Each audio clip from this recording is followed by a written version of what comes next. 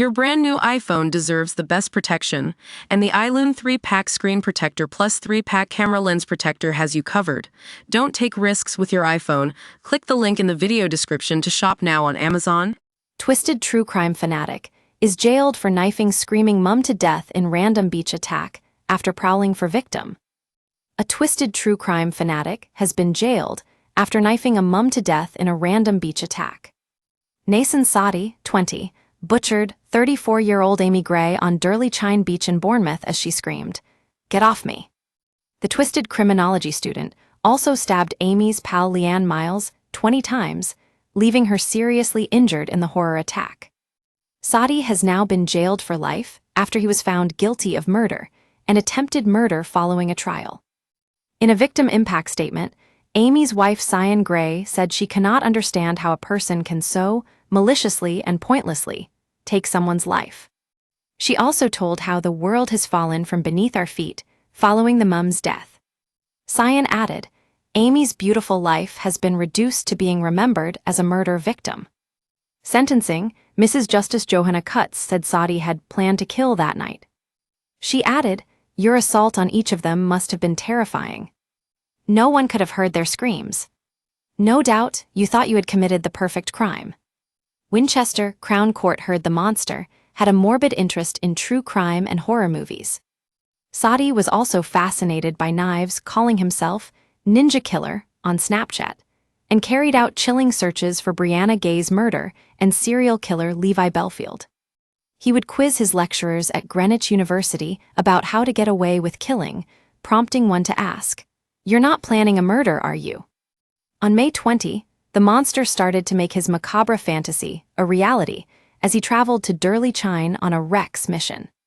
CCTV showed Sadi prowling the beach at night dressed in dark clothing while he hunted for a good spot. 4 days later, he returned to Bournemouth to carry out the gruesome killing. Amy and Leanne had been chatting next to a fire to keep warm when Sadi struck in an act, horrifying in its savagery and in its randomness. Their screams were captured on CCTV as the monster stabbed them multiple times.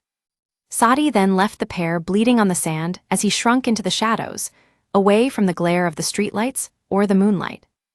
In a harrowing 999 call, Leanne was heard crying out in pain as she told the operator, "I have been stabbed loads of times. Oh my God, I am getting dizzy. Please hurry up, please hurry up." She continued, "Oh, I feel sick. They need to be quicker. I am in so much pain. Are you still there? Please do not leave me. I am bleeding everywhere. I have been stabbed loads of times." Paramedics raced to the scene, but personal trainer Amy was already cold to the touch. Her cause of death was given as multiple stab wounds to her chest and arm, including one to her heart. Leanne was rushed to hospital with 20 stab wounds to her chest and back, but miraculously survived. She later told police she and Amy had attempted to escape the knife-wielding maniac, but were unable to shake him off. She said Amy had screamed out, "Get off me," as Sadi repeatedly hacked at her as she lay defenseless on the sand. Recalling her own ordeal, Leanne added, "I didn't want to look at him. I couldn't look at him. And I told him, I said, please stop. I said, please stop, I've got children. And then I think that's when he started to go, he walked away." Officers trawling through CCTV of the moments leading to the attack were able to snare Sadi when he was positively identified by a witness. In his police interview, he said he had an interest in true crime and enjoyed horror movies. He also admitted visiting Bournemouth, but said he might have suffered a blackout or been affected because he had been drinking. But police discovered he had carried out a string of twisted web searches leading up to the attack. This included Bournemouth CCTV and "Is Bournemouth Beach open all night?" just days before the murder.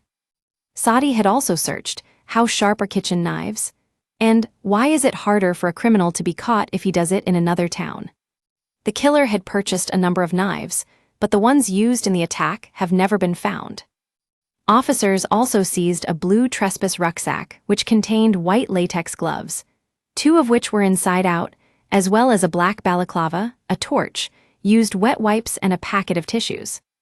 In his police interview, Sadi told officers he was not the man seen in CCTV on the night of the attack. He said, I am wrongly accused of mistaken identity. Mistakes can happen, and I am not responsible. I think just because someone is wearing the same clothes is circumstantial. You haven't found a murder weapon. You haven't found the trousers, the bag. Sadi denied murder, attempted murder, and an alternative charge of wounding with intent to cause grievous bodily harm, but admitted failing to provide his mobile phone code to police. Amy's wife, Cyan Gray, said following the verdict, "I want to take this opportunity to thank all of Dorset Police, the jury, prosecution team, the medics, and first response team, to each and every person who helped bring Amy the justice she deserved.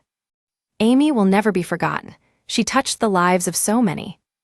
The immense support and love shown by everyone reflects just that.